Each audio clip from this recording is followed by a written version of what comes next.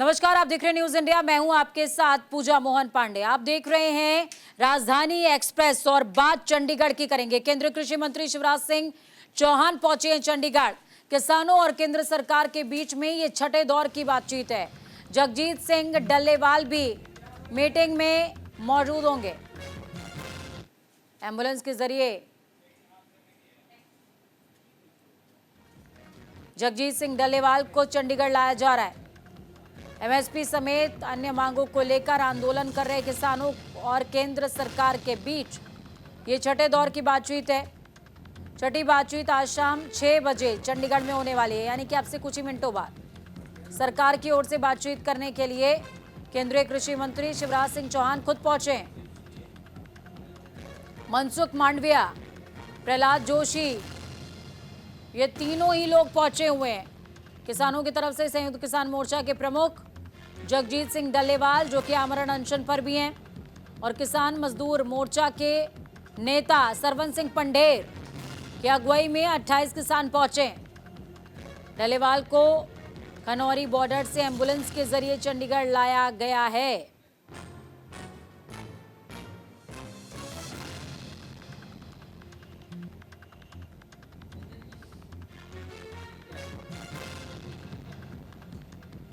अट्ठासी दिनों से ये अनशन चल रहा है।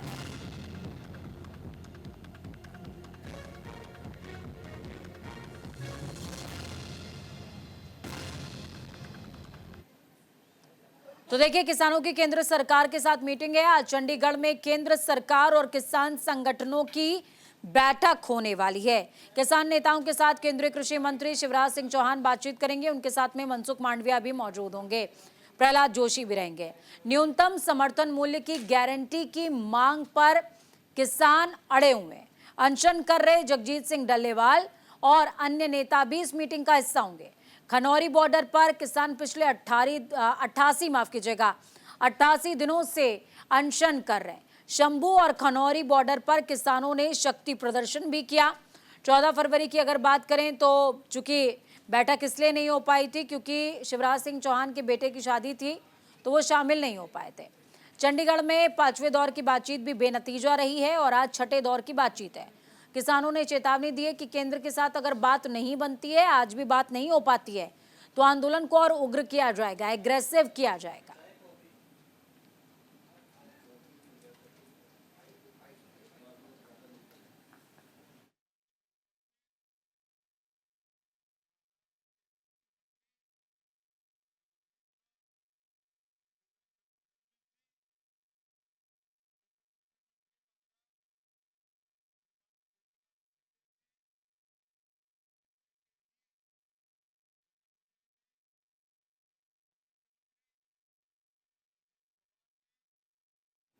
चंडीगढ़ में मीटिंग के लिए लाया जा रहा है। एक बड़े वर्ग के लिए लड़ाई लड़ रहे हैं जगजीत सिंह डल्लेवाल। 88 दिन का समय हो चुका है, 88 दिनों से अनशन पर है।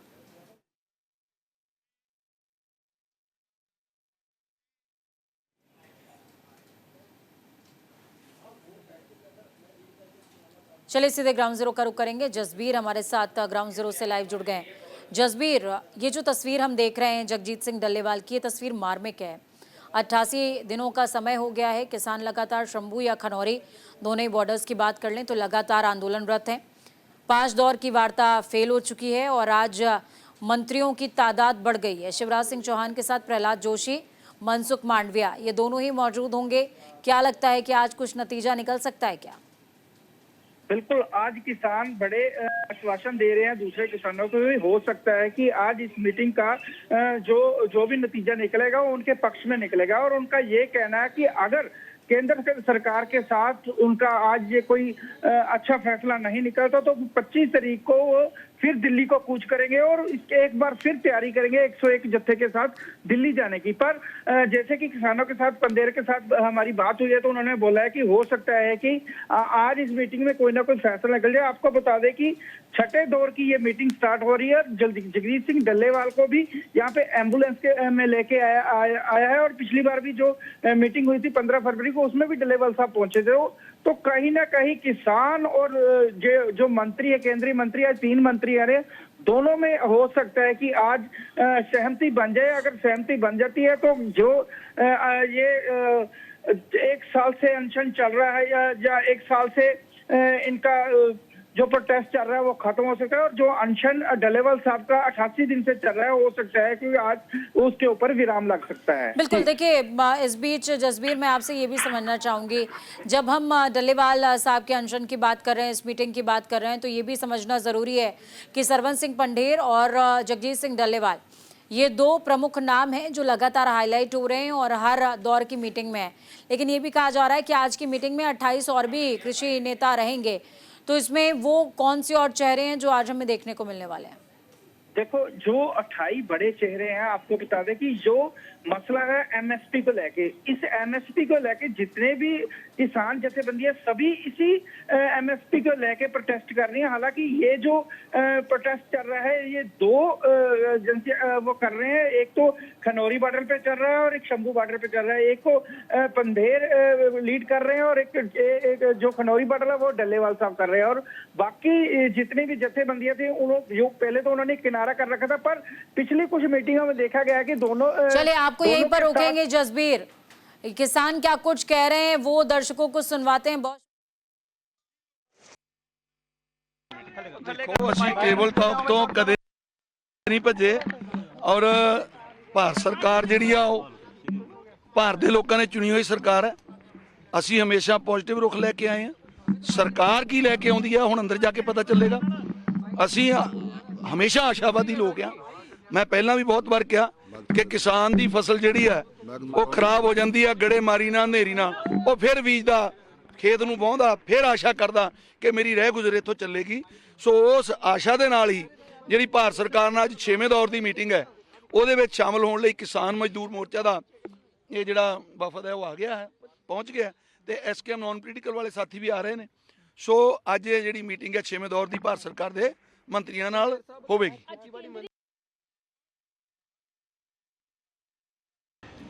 देखिए, हमारी डिमांड बड़ी स्पष्ट है कि 23 की 23 फसलें, उनकी 100% खरीद है वो एमएसपी के ऊपर होनी चाहिए।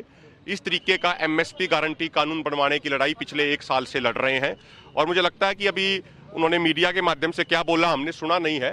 बाकी मीटिंग में जब माननीय मंत्री जी आएंगे और जब वो बात रखेंगे तो एक एक चीज पे तथ्यों के साथ, आंकड़ों के साथ डिस्कस किया जाएगा। देखिए, ये विषय केंद्र सरकार का है कि केंद्र की तरफ से कौन कौन मंत्री आएंगे, इसके बारे में अभी हमें कोई जानकारी नहीं है। जो भी केंद्र सरकार की तरफ से मंत्री आएंगे, अधिकारी आएंगे, उनके साथ हम अपने मुद्दों पे सारे चर्चा विस्तार से करेंगे। ਡੱਲੇਵਾਲ ਸਾਹਿਬ ਮਰਨ ਵਰਤੇ ਬੈਠੇ ਨੇ ਤਾਂ ਪੂਰੇ ਭਾਰਤ ਦੇ ਕਿਸਾਨਾਂ ਦੀ ਮੰਗ ਹੈ। ਅਸੀਂ ਆਸ ਕਰਾਂਗੇ ਅੱਜ ਦੀ ਮੀਟਿੰਗ ਦੇ ਵਿੱਚ ਸਾਰੀਆਂ ਮੀਟਿੰਗਾਂ ਦਾ ਨਿਮਟਾਰਾ ਹੋਵੇ, ਲਾਗੂ ਹੋਣ, ਤਾਂ ਜਿਹੜੀ ਡੱਲੇਵਾਲ ਸਾਹਿਬ ਮਰਨ ਵਰਤੇ ਜਿਹੜੇ ਬੈਠੇ ਨੇ ਉਹ ਵੀ ਆ ਸਾਡੇ ਪਰਿਵਾਰਾਂ 'ਚੋਂ ਹੀ ਨੇ, ਸਾਡੇ ਪਰਿਵਾਰਾਂ ਦਾ ਹਿੱਸਾ ਨੇ, ਉਹ ਵੀ ਆਪਦੇ ਪਰਿਵਾਰ ਦੇ ਵਿੱਚ ਬੈਠ ਕੇ ਰੋਟੀ ਪਾਣੀ ਛਕਣ।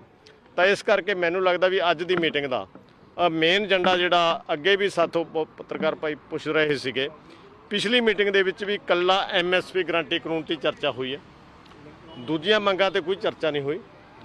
ਅੱਜ ਠੀਕ ਹੈ ਮੰਤਰੀ ਸਾਰੇ ਆ ਰਹੇ ਨੇ, ਆਸ ਕਰਾਂਗੇ ਜਿਹੜੇ ਪਿਛਲੇ ਤੁਸੀਂ ਸਵਾਲ ਪਹਿਲੇ ਹੁਣ ਕੀਤਾ ਕਿ ਪਿਛਲੇ ਮੰਤਰੀ ਵੀ ਆ ਰਹੇ ਨੇ, ਭਾਵੇਂ ਵਿਭਾਗ ਦੇ ਵਿੱਚ ਤਬਦੀਲੀ ਹੋਈ ਹੋਵੇ ਪਰ ਮੰਤਰੀ ਉਹੀ ਨੇ, ਉਹਨਾਂ ਨੂੰ ਨੌਲੇਜ ਨੇ ਜਿਹੜੀਆਂ ਤੇ ਡਿਸਕਸ ਹੋਈ ਹੈ। ਅਸੀਂ ਤਾਂ ਕਹਾਂਗੇ ਅੱਜ ਦੀ ਮੀਟਿੰਗ ਦੇ ਵਿੱਚ ਸਾਰੀਆਂ ਹੀ ਮੰਗਾਂ लागू हो जान। तो वहीं दूसरी तरफ हरियाणा के मुख्यमंत्री नायब सिंह सैनी ने आज यमुनानगर में भव्य रोड शो का नेतृत्व किया है। ये रोड शो नगर निगम चुनावों में बीजेपी के मेयर पद प्रत्याशी सुमन बहमनी और नगर पार्षदों के समर्थन में आयोजित किया गया। रोड शो की शुरुआत जगाधरी के पुलिस नाका से हुई है। वार्ड नंबर 1 की बीजेपी उम्मीदवार रीना रानी ने मुख्यमंत्री का स्वागत किया। इसके बाद पंजाबी धर्मशाला से मुख्य रैली शुरू हुई। रैली जगाधरी के मुख्य बाजारों से होते हुए मटका चौक और यमुनानगर के रामपुर हनुमान मंदिर तक पहुंची। आपको बताते चले कि कार्यक्रम में कई दिग्गज नेता शामिल हुए हैं। इसमें यमुनानगर के विधायक घनश्याम दास अरोड़ा, जगाधरी के पूर्व विधायक और पूर्व कृषि मंत्री चौधरी कंवरपाल गुर्जर, रादौर से विधायक श्याम सिंह राणा, बीजेपी नेत्री बंतो कटारिया और जिला अध्यक्ष राजेश सापरा प्रमुख रहे। कार्यकर्ताओं ने फूलों की बारिश करते हुए मुख्यमंत्री का स्वागत किया। मुख्यमंत्री सैनी हाथ मिलाकर जनता का अभिवादन स्वीकार करते नजर आए। बीजेपी कार्यकर्ता मोटरसाइकिल पर सवार होकर पार्टी के समर्थन में नारे लगा रहे थे। पूरे शहर में बीजेपी के ध्वज लहरा रहे थे। रोड शो का समापन रादौर में होगा, जहां मुख्यमंत्री जनता से मेयर प्रत्याशी सुमन बहमनी को भारी मतों से विजयी बनाने की अपील करेंगे। पंजाब के भवानीगढ़ में मुख्यमंत्री भगवंत मान ने आज सब डिवीजन के नए कॉम्प्लेक्स का उद्घाटन किया है। आपको बताते चले कि 6 करोड़ 61 लाख की लागत से बने उप तहसील का विधिवत तरीके से उद्घाटन किया गया। पंजाब में तहसीलों और उप तहसीलों को नए डिजाइन के तरीके से बनाया जा रहा है। लोगों को रजिस्ट्री कराने में कई तरह की परेशानियों का सामना करना पड़ता था, जिसको देखते हुए पंजाब के भगवंत मान सरकार ने भवानीगढ़ में एक छत के नीचे ये सारा बुनियादी ढांचा एक तहसील के रूप में बनाया है, जिससे बड़े पैमाने पर लोगों को राहत मिलेगी और किसी तरह की कोई परेशानी नहीं होगी। ਵਿੱਚ ਤਹਿਸੀਲਾਂ ਸਬ ਤਹਿਸੀਲਾਂ ਬਿਲਕੁਲ ਨਵੇਂ ਮਾਡਲ ਦੀਆਂ ਤੇ ਨਵੇਂ ਡਿਜ਼ਾਈਨਾਂ ਮੁਤਾਬਕ ਬਣਾ ਰਹੇ ਹਾਂ।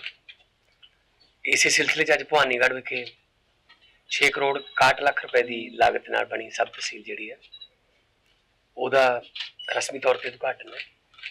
ਇੱਕੋ ਛੱਤ ਥੱਲੇ ਫਰਦ ਕੇਂਦਰ, SDM ਆਫਿਸ ਨਾਲ ਕਾਨੂੰਗੋ ਪਟਵਾਰੀ ਤੇ ਰਿਕਾਰਡ ਸਾਰਾ ਤੇ ਰਜਿਸਟਰੀਆਂ, ਸੋ ਬਹੁਤ ਈਜ਼ੀ ਹੋ ਜਾਊਗਾ, ਬਹੁਤ ਸੌਖਾ ਹੋ ਜਾਊਗਾ। ਪਹਿਲਾਂ ਜਗ੍ਹਾ ਜਗ੍ਹਾ ਜਾਣਾ ਪੈਂਦਾ ਸੀ, ਫਰਦ ਕਿਤੇ ਹੋਰ ਮਿਲਦੀ ਸੀ, ਪਟਵਾਰਖਾਨਾ ਕਿਤੇ ਹੋਰ ਸੀਗਾ ਤੇ ਕਾਨੂੰਗੋ ਸਾਹਿਬ ਕਿਤੇ ਹੋਰ ਪੈਂਦੇ ਸੀ ਤੇ SDM ਸਾਹਿਬ ਦਾ ਦਫ਼ਤਰ ਕਿਤੇ ਹੋਰ ਸੀ, ਤੇ ਲੋਕਾਂ ਨੂੰ ਪੂਰਾ ਦਿਨ ਹੀ ਫੁੱਟ ਜਾਂਦਾ ਸੀ, ਕਈ ਵਾਰੀ 2-2 3-3 दिन भी लग जाते। पंजाब सरकार की ओर से एक हैरान करने वाला नोटिफिकेशन जारी किया गया। नोटिफिकेशन के मुताबिक पंजाब सरकार का डिपार्टमेंट एडमिनिस्ट्रेटिव रिफॉर्म एग्जिस्ट यानी कि प्रशासनिक सुधार मंत्रालय ऐसा कोई विभाग ही नहीं है। पंजाब सरकार ने जिस मंत्रालय को लेकर नोटिफिकेशन जारी किया है, मंत्रालय की कमान कुलदीप सिंह धालीवाल के पास थी। वो पिछले 20 महीनों से विभाग का कामकाज देख रहे थे। धालीवाल से अब तक कुल 3 विभाग वापस लिए जा चुके हैं। इससे पहले ग्रामीण विकास, पंचायत और कृषि किसान कल्याण विभाग भी उनसे वापस लिया गया था। कुलदीप सिंह धालीवाल के पास NRI मामलों के साथ प्रशासनिक सुधार मंत्रालय भी था, लेकिन अब करीबन 20 महीने बाद पंजाब सरकार की ओर से नोटिफिकेशन जारी किया गया है कि ये विभाग एग्जिस्ट ही नहीं करता है। सरकार ने आधिकारिक तौर पर यह मान लिया है कि इस तरीके के किसी विभाग का कोई अस्तित्व ही नहीं था। बढ़िया ही है कि पंजाब सरकार दा भगवंत मान दी चीफ मिनिस्ट्री दा हाल वेख लो कि पिछले 2 सालां तो लगभग साडे इत्थों माझे दे वजीर ने कुलदीप धालीवाल साहब उन्हां नूं एक महकमा दिता सी प्रशासनिक सुधार दा, एडमिनिस्ट्रेटिव रिस्पॉन्स दा, ते वो आपदे आप नूं उस महकमे दे वजीर समझी गए। मगर अज वो असलीयत सामने आई कि उन्होंने वो महकमा लॉट ही नहीं होया सी। सरकार च वो महकमा एग्जिस्ट ही नहीं करता सी। अज जाके गवर्नर साहब तो साइन कराए और साइन करा के ऑर्डर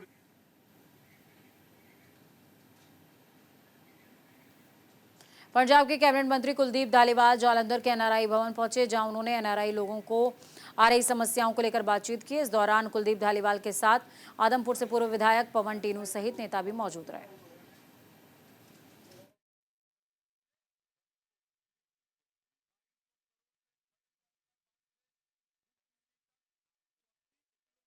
ਅੱਜ NRI ਸਭਾ ਪੰਜਾਬ ਜਿਹੜੀ ਜਲੰਧਰ ਦੇ ਵਿੱਚ ਬਹੁਤ ਵਧੀਆ ਸੈਮੀਨਾਰ ਜਿਹੜਾ ਉਹ ਸ਼ੁਰੂ ਹੋਇਆ। NRI ਸਭਾ ਦਾ ਬਹੁਤ ਵਧੀਆ ਉਪਰਾਲਾ ਕਿ ਜਿਹੜਾ ਪ੍ਰਵਾਸ ਹੈ ਉਹ ਪੰਜਾਬ ਦੇ ਵਿੱਚੋਂ ਕਿੱਦਾਂ ਹੋ ਰਿਹਾ ਤੇ ਅੱਜ ਪ੍ਰਵਾਸ ਜਿਹੜਾ ਕਿਹੜੇ ਦੌਰ ਦੇ ਵਿੱਚ ਹੈ, ਇਸ ਮਾਮਲੇ ਦੇ ਉੱਤੇ ਬਹੁਤ ਵੱਡੇ ਵੱਡੇ ਵਿਦਵਾਨ ਆਏ ਆ। ਉਹਨਾਂ ਨੇ ਸਵੇਰੇ ਵੀ ਮਤਲਬ ਜਿਹੜਾ ਬੋਲਿਆ, ਅਗਲੇ ਸੈਸ਼ਨਾਂ ਦੇ ਵਿੱਚ ਵੀ ਲੀਗਲ ਇਲੀਗਲ ਮਾਈਗ੍ਰੇਸ਼ਨ ਦੇ ਬਾਰੇ ਦੇ ਵਿੱਚ ਸਾਰੇ ਸਕੋਲਰ ਇਕੱਠੇ ਹੋਏ ਨੇ, ਸਾਰੇ ਜਿਨ੍ਹਾਂ ਨੇ ਸੈਮੀਨਾਰ ਇੱਥੇ 2 ਦਿਨ ਦਾ ਰੱਖਿਆ ਹੋਇਆ। ਔਰ ਖਾਸ ਕਰਕੇ ਇਹ ਜਿਹੜਾ ਸੈਮੀਨਾਰ ਹੈ ਉਹ ਅੱਜ ਦੀ ਇਲੀਗਲ ਮਾਈਨਿੰਗ ਜਿਹੜੀ ਸਾਡੀ ਮਾਈਗ੍ਰੇਸ਼ਨ ਆ, ਜਿਹਦੇ ਤਹਿਤ ਸਾਡੇ ਨੌਜਵਾਨ ਵਾਪਸ ਆ ਰਹੇ ਆ ਬਾਹਰਲੇ ਮੁਲਕਾਂ ਦੇ ਵਿੱਚੋਂ, ਜਿਹਦੇ ਤਹਿਤ ਪੰਜਾਬ ਦਾ ਨਾਮ ਜਿਹੜਾ ਉਹ ਦੁਨੀਆ ਦੇ ਵਿੱਚ ਕਿਸੇ ਹੋਰ ਤਰੀਕੇ ਦੇ ਨਾਲ ਲਿਆ ਜਾ ਰਿਹਾ, ਨੌਜਵਾਨਾਂ ਨੂੰ ਕਿਸੇ ਹੋਰ ਰੁਖ ਦੇ ਨਾਲ ਦੇਖਿਆ ਜਾ ਰਿਹਾ, ਉਹਦੇ संबंध ਦੇ ਵਿੱਚ ਇਹ केंद्र सरकार की तरफ से पेश किया गया बजट सभी वर्गों को राहत पहुंचाने वाला है और प्रधानमंत्री नरेंद्र मोदी के विकसित भारत के सपने को साकार करने वाला है। पीएम का सपना साल 2047 तक विकसित भारत बनाने का है। हमीरपुर में आयोजित प्रेस कॉन्फ्रेंस में हिमाचल प्रदेश बीजेपी महामंत्री बिहारी लाल शर्मा ने कहा, उन्होंने कहा केंद्रीय बजट 2025 में इस बार हिमाचल के लिए 11,806.30 करोड़ रुपए का प्रावधान किया गया है। इसे लेकर प्रदेश की कांग्रेस सरकार जनता के बीच झूठ फैला रही है। पार्टी हिमाचल प्रदेश 2025-26 में अपनी केंद्र सरकार ने जो 1 फरवरी 2025 को निर्मला सीतारमण जी ने जो संसद में जो बजट रखा है, उस दृष्टि से हिमाचल प्रदेश में सभी जिला केंद्रों में अपने बुद्धिजीवियों के बीच, कार्यकर्ताओं के बीच संगोष्ठियों का आयोजन हो रहा है और 2025-26 में केंद्रीय बजट में सामान्य जन के लिए किस प्रकार से लाभ दिए गए हैं, इस प्रकार की बात उन संगोष्ठियों में अपने प्रदेश के वरिष्ठ नेता वक्ताओं के तौर पर। हिमाचल में एचआरटीसी खरीदेगा 700 बसेस। जी हां, निदेशक मंडल की बैठक में मंजूरी मिल चुकी है। 37 सीटर 250 बसों की खरीद को मंजूरी मिल चुकी है। 24 सुपर लग्जरी बसेस की खरीदी की जाएगी। 100 मिनी मिडी बसों का नए सिरे से टेंडर होगा। बसों की खरीद का मामला कैबिनेट को भेजा गया है। बसों को खरीदने में 600 करोड़ का खर्च आने वाला है। मैं वो इसलिए मांग रहे हैं क्योंकि मैंने आज दिन तक रेगुलर पे एंड पेंशन दी है और उन्होंने अपने समय में 57 बार डिफ़ॉल्ट किया है और जब वो मुख्यमंत्री थे सिर्फ 3 महीने वो रेगुलर टाइम पे जो है पे दे पाए, पेंशन दे पाए। इसलिए वैसे भी जब सत्ता से बाहर आदमी चले जाता है तो उसको बहुत प्रीत आती है। आजकल उनको एचआरटीसी पे बहुत चर्चा होती है। आपकी सूचना के लिए 10 करोड़ रुपया जो है जो उन्होंने रैलियों में, कार्यक्रमों पे खर्च किए, वो डिफ़ॉल्ट करे पैसा बिना। पंजाब सरकार ने शादी समारोह में हथियार ले जाने या हवाई फायरिंग करने पर रोक लगा रखी है। बावजूद इसके फिल्लौर हलके के गोराया में एक शादी समारोह में एक युवक ने हर्ष फायरिंग की है। इस घटना का वीडियो सोशल मीडिया पर धड़ल्ले से वायरल हो रहा है। शादी समारोह के दौरान 3 राउंड फायरिंग हुई। आपको बता दें, फायरिंग के दौरान एक व्यक्ति को गोली लग गई है, जिसकी मौत भी हो गई। मृतक की पहचान परमजीत सिंह के तौर पर हुई, जो गांव के मौजूदा सरपंच के पति बताए जा रहे हैं। हालांकि पुलिस और महिला का कहना है कि उसके पति की मौत हार्ट अटैक से हुई है, लेकिन अब ये वीडियो सोशल मीडिया पर वायरल होने लगा। देश राज तो जी ठीक है। अज असीं बड़ी दुख की घड़ी दे विच इकट्ठे होए आ कि साडे नेक दिल इंसान साडे सरपंच साहब श्री परमजीत पंमी जिहड़ा सानू सदा लई विछोड़ा दे गया आ, जो कि सानू कहा गया सी कि उहनूं दिल दा दौरा पैण नाल अचानक मौत होई आ। पर हुण जदों असीं कल दी वीडियो देख रहे हैं जिहदे विच सानू गुमराह किया गया सी कि उहनूं दिल दा दौरा नाल मौत होई आ, कि ये पता लग रहा कि उहनूं जी की फतेह। साडा परमजीत पंमी वीर जो कि समाज सेवी काम करता सी, समाज सेवी इंसान सेगा, जो कि काफ़ी बहुत बारे सर कल मैनू इन्फॉर्मेशन मिली सीगी, सूचना गुप्त सूचना, ਉਹਦੇ ਆਧਾਰ ਤੇ ਮੈਂ ਇੱਥੇ ਆਇਆ ਸੀਗਾ ਜੀ ਪਿੰਡ ਚੱਕ ਦੇ ਸਰਾਜ ਤੇ ਇੱਥੇ ਆਇਆ ਸੀ। ਮੈਂ ਉਹਨਾਂ ਦੀ ਮਿਸਜ ਨੂੰ ਜਿਹੜੇ ਸਰਪੰਚ ਨੇ ਨੀਰੂ ਕੌਰ ਜੀ, ਉਹਨਾਂ ਨੂੰ ਮਿਲਿਆ, ਉਹਨਾਂ ਦੇ ਸਿਸਟਰ ਹੈ। हरियाणा के भिवानी रेलवे जंक्शन से दिल्ली और हिसार की तरफ जाने वाली कई गाड़ियां भिवानी स्टेशन से चलाई जाने के बाद भी यात्री काफ़ी परेशान हैं।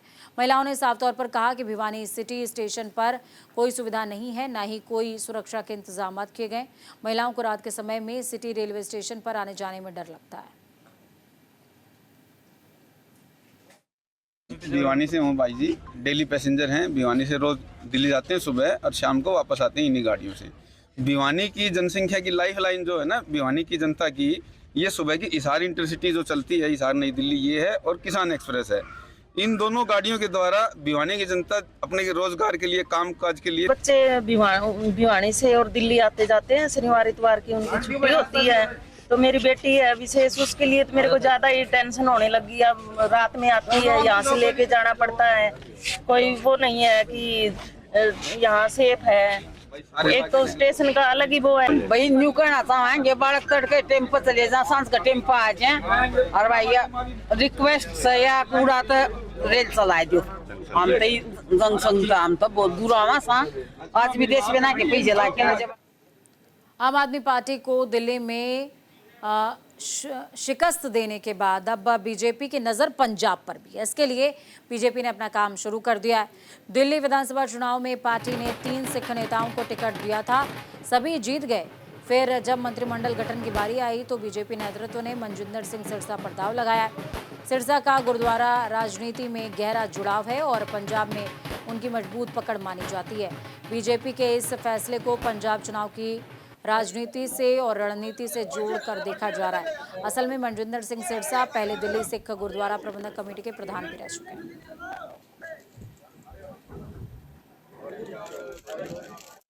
दिल्ली के अंदर झूठ और कपट की राजनीति करते सीगे, उन्हां नूं बेपर्दा करके ते उन्हां नूं दिल्ली चों बाहर कड्ढण दा काम कीता।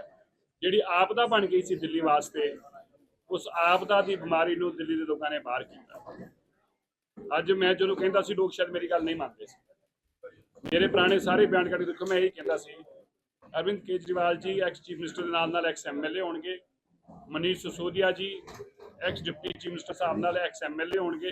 अतिशी मैं कहा जी थोड़ी बहुते वोटां जित सकती आ, अल्टीमेटली वही होया। असीं बार बार कहते सी कि 40 सीटां ते साडी कोई लड़ाई नहीं, असीं 54 सीटां दे उत्ते जित हासिल करांगे। राजधानी एक्सप्रेस में खबरों का सफर यहीं तक। नमस्कार।